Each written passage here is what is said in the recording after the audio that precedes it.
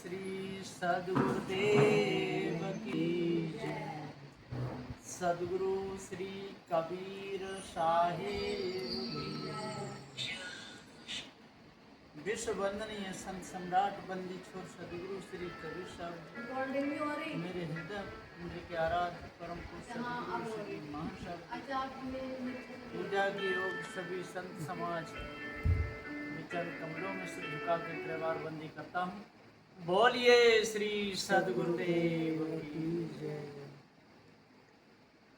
सद्गुरु श्री कबीर साहब जी मेरे हृदय मंदिर के आराध्य परम पूज्य सद्गुरु श्री मान साहब जी पूजा के योग सभी संत समाज में चरण कमलों में सिर झुका के त्रिवार बंदी करता हूँ।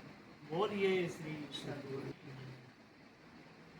सद्गुरु श्री कबीर साहब जी कहते हैं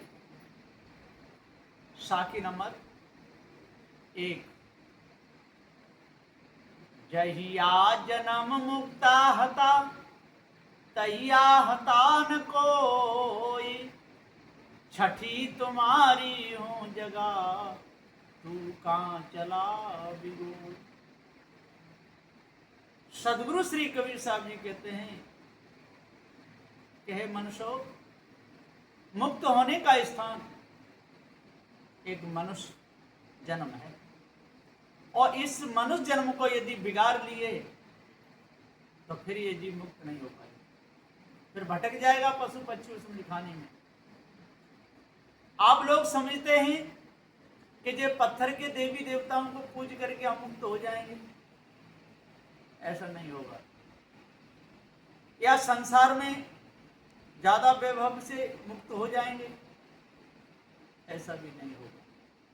क्या किसी को दवा सता करके हम मुक्त हो जाएंगे? नहीं हो सकता। मुक्त होने का स्थान तो है ये मनुष्य जन्म। तहिया हतान कोई, आपके ऊपर कोई दूसरा नहीं है जो आपको मुक्त कर सके।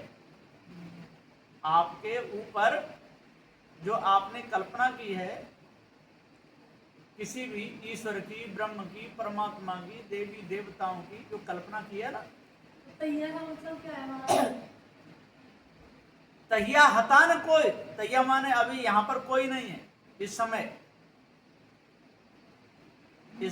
इस मनुष्य जन्म में आकर के मनुष्य जन्म में ही मुक्ति हो सकती है। दूसरा और कोई नहीं है जो आपको मुक्त कर सके। तहिया हतान कोई, जो आपने कोई ईश्वर परमात्मा माना है ना, तहिया वो है नहीं, है ना। जहिया जन्म मुक्ता हता माने इस मनुष्य जन्म में ही मुक्ति हो सकती है वासनाओं को त्याग करके। कोई ईश्वर परमात्मा आपकी मुक्ति नहीं करेगा, है ना। ईश ब्रह्म और आत्मा मानंदी जीव की होय और जो मानंदी को त्याग दे तो मुक्त कहा वे सो। जो ईश ब्रह्म आत्म परमात्मा की जो कल्पना को मिटा देगा और विषय विकारों को मिटा देगा तो वो सदा सदा के लिए मुक्त हो जाएगा। वासना रहेगी नहीं, फिर जाएगा कहाँ? वासना है तो जाएगा और वासना मिट गई तो नहीं जाएगा। पर इसमें भी कुछ मर्यादाएं हैं। साधु जीवन की भी मर्यादाएं हैं और गृहस्थ जीवन की भी मर्यादाएं। क्योंकि गृहस्थ जीवन में गृहस्थी का सही पालन करेगा, भक्ति करेगा तो मनुष्य का मनुष्य हो जाएगा। और साधु जीवन में यदि त्याग और वैराग से रहेगा, त्याग और वैराग से ही मुक्ति मिल सकती है। आवश्यक है और विधि से मुक्ति नहीं मिलेगी। जैसे साधु है तो साधु को गृहस्थी जाल से दूर रहना पड़ेगा। यदि साधु होकर भी विवाह शादी करे तो मुक्त नहीं होगा।